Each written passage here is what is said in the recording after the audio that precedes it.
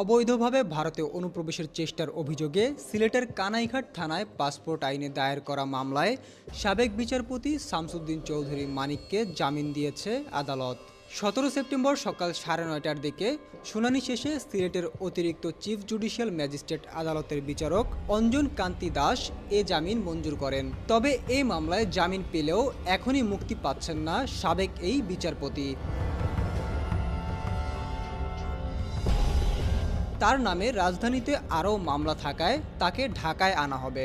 এর আগে গত ২৩ আগস্ট রাতে সিলেটের কানাইঘাট উপজেলার ডোনা সীমান্ত দিয়ে ভারতে পালিয়ে যাওয়ার সময় শামসুদ্দিন চৌধুরী মানিককে একটি জঙ্গল থেকে স্থানীয় কয়েকজন যুবকের সহায়তায় আটক করে বিজিবি। পরদিন ২৪ আগস্ট সকালে তাকে কানাইঘাট থানায় হস্তান্তর করা হয়। পরে তাকে ৫৪ ধারায় গ্রেপ্তার দেখিয়ে আদালতে হাজির করে পুলিশ এবং বিচারক তাকে কারাগারে পাঠানোর আদেশ দেন।